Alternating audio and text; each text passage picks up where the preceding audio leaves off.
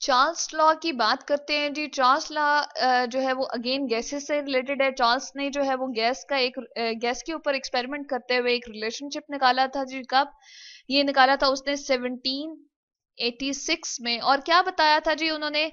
Sorry 18, हमें यहाँ पर 1787 में उन्होंने बताया। हमें क्या बताया जी? यहाँ पर हमें पता चल रहा है volume is directly proportional to temperature. ये प्रोपोर्शनैलिटी का साइन है अगेन। जब हमने क्या रखा हो जी? प्रेशर कांस्टेंट रखा हो। तो यहाँ पर मैं लिख देती हूँ, प्रेशर हमने क्या रखा हुआ जी? कांस्टेंट रखा, यानी कि एक तरह का ही हमने प्रेशर रखना है। प्रेशर को बार बार हमने चेंज नहीं करना। ठीक है। यहाँ पर हम जैसा कि देख रहे हैं फिगर के अंदर आपको नजर आ रही है जी, क्या हमने लिया हुआ? एक पिस्टन लिया हुआ है जो कि इक्वल अमाउंट का है, यानी कि उसके ऊपर कोई ना ज्यादा वेट इंक्रीज किया जा रहा है ना ही डिक्रीज किया जा रहा है। बस एक कवर है जो गैस को इनक्लोज कर रहा है। अब क्या करते हैं हम? यहाँ पर हमारे पास वॉल्यूम लेट सपोज इतना था, पहले उसने गैस ने इतनी जगह कवर की हुई थी। हमने हल्की सी यहाँ पर टेम्परेचर थोड़ा सा दिया हुआ था, और हमने क्या किया? यहाँ पर आपको कैंडल जैसा कि नजर आ रही है, हमने उसको क्या किया हुआ जी? बर्न कर रहे हैं हम उसको।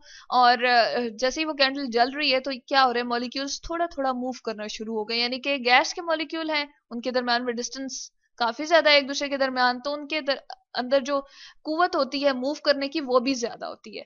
अब जैसे ही हमने बर्नर या हम ऐसा करें कि एक बड़े फ्लेम वाली हम यहाँ पर कैंडल रखते हैं, तो क्या होगा? ये मॉलिक्यूल बहुत तेज तेज एक दूसरे से मूव करना शुरू कर जाएंगे और तेजी से एक दूसरे से टकराना शुरू कर देंगे, जिसके नतीजे में इस वॉल्यूम को वो इंक्रीज कर देंगे। यानी कि ये जो हमारे पास वॉल्यूम है, इसको हम क्या कह रहे हैं जी? ये हमारे पास क्या हो गया? इंक्रीज हो गया।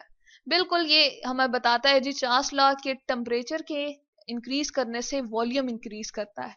तो यहाँ पर अगर हम इसको चेंज करें जी, साइन ऑफ प्रोपोर्शनैलिटी को हटा दें, तो हमें क्या लगाना पड़ेगा? इक्वल का साइन। ठीक है।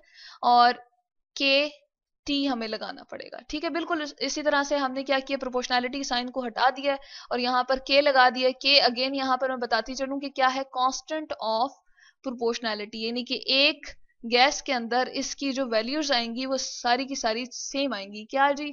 इसकी क्या बात है? इस तरह से हमने क्यों लिखा है? इसको मैं ठीक कर देती हूँ। कांस्टेंट ऑफ प्रोपोर्शनैलिटी यहाँ पर हम लिख देते हैं जी प्रोपोर्शनैलिटी। ठीक है, यानी कि प्रोपोर्शनल का साइन, एक दूसरे से ताल्लुक रखने का जो साइन था वो हमने बताया था कि हमारे पास ये रिप्रेजेंट कर रहा है, जो कि हमने ये बताया है। ठीक है, इस तरह से ये हमारे पास साइन ऑफ प्रोपोर्शनैलिटी है, जबकि के जो है वो क्या है जी? कांस्टेंट ऑफ प्रोपोर्शनैलिटी है। अब अगर हमने क्या करना हो, हम क्या इसको वॉल्यूम वन, ठीक है, और हम करना चाहें वॉल्यूम और टेम्परेचर को एक साइड पे लेकर आना चाहें। अब याद रहे कि प्रेशर हमने इनके ऊपर कांस्टेंट रखा हुआ है। जिस तरह से अगर बॉयल्स लॉ की बात करें तो वहां टेम्परेचर हमने कांस्टेंट रखा हुआ था, जबकि इसके अंदर हम बात करते हैं कि हमने प्रेशर को कांस्टेंट रखा हुआ है, यानी कि एक जैसा पिस्टन रखा हुआ है, इसके ऊपर भी और इसके ऊपर भी कोई चेंज नहीं है, ना तो वेट इंक्रीज कर रहे हैं ना ही डिक्रीज कर रहे हैं। तो टेम्परेचर के इंक्रीज करने से वॉल्यूम जो है वो क्या होगा? इंक्रीज करेगा। अब हम ऐसा करते हैं कि वॉल्यूम और टेम्परेचर को दोनों को एक साइड पे लेकर आ जाते हैं जी। टेम्परेचर यहाँ पर हमारे पास मल्टीप्लाई हो रहा है के साथ, तो इस तरफ जब इक्वेशन के लेकर आएंगे तो मैथ के रूल के अकॉर्डिंग ये डिवाइड में चला जाएगा, विच इज इक्वल्स टू के। ठीक है, तो हम कह सकते हैं कि इसके ये दोनों जो हमने फॉर्म्स बनाई है, इसके अकॉर्डिंग मैं इस इक्वेशन को लिखती हूँ जी V1, जो कि वॉल्यूम वन आपको यहाँ पर नजर आ रहा है, over T1 temperature one is equals to K, यानी कि वो हमारे पास किसके बराबर होगा? कांस्टेंट ऑफ प्रोपोर्शनैलिटी के। इसी तरह से यहाँ पर अगर हम बात करते हैं जी, वो क्या आ जाएगा?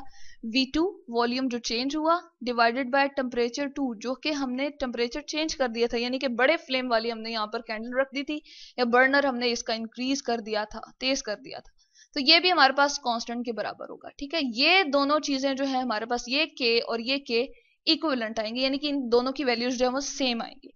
तो इसको हम कहते हैं जी चार्ल्स लॉ, यानी कि अगर हम टेम्परेचर इंक्रीज करें तो हमारे पास गैस के मॉलिक्यूल्स जो होते हैं वो क्या है जी? बहुत ज्यादा फार अपार्ट होते हैं। जैसे हम कहेंगे एक यहाँ मॉलिक्यूल पड़ा हुआ है, एक यहाँ मॉलिक्यूल पड़ा हुआ है, तो इनके दरम्यान में डिस्टेंस बहुत ज्यादा है। जब डिस्टेंस बहुत ज्यादा है तो क्या करते हैं जी? ये मूव भी बहुत फ्रीली कर रहे होते हैं, यानी कि इनके पास स्पेस ज्यादा होती है, तो इसलिए इजीली मूव कर रहे होते हैं। और जैसे ही हम फ्लेम इंक्रीज करते हैं जी, वो और तेजी से मूव करना शुरू कर देते हैं। इनके अंदर मूवमेंट की जो ताकत होती है वो और ज्यादा बढ़ जाती है, जिसको हम क्या कहते हैं जी? Kinetic energy. यहाँ पर मैं के ई लिख रही हूँ, इसको मैं प्रॉपर लिख देती हूँ काइनेटिक एनर्जी। इसको कहते हैं जी मूवमेंट की जो ताकत होती है या हरकत करने की जो सलाहियत होती है, उसको हम कहते हैं जी काइनेटिक एनर्जी, ये इनमें बहुत ज्यादा होती है। टेम्परेचर इंक्रीज करने से ये भी हमारे पास इंक्रीज हो जाती है, इसलिए इनका वॉल्यूम जो है वो इंक्रीज हो जाता है। तो इन दोनों के दरमियान में डायरेक्ट रिलेशन है, यानी कि दोनों एक दूसरे के डायरेक्टली प्रोपोर्शनल है। तो ये हमारे पास चार्ल्स लॉ, यानी कि टेम्परेचर के इंक्रीज करने से वॉल्यूम जो है हमारे पास इंक्रीज हो जाएगा। जबकि हमने प्रेशर कांस्टेंट रखा हो, यानी कि एक तरह का ही पिस्टन रखा हो, इस पे भी हमारे पास एक जैसा ही वजन हो और इसके पास भी एक जैसा ही वजन हो, वजन यहाँ पर इनके ऊपर इंक्रीज या डिक्रीज हमने नहीं करना।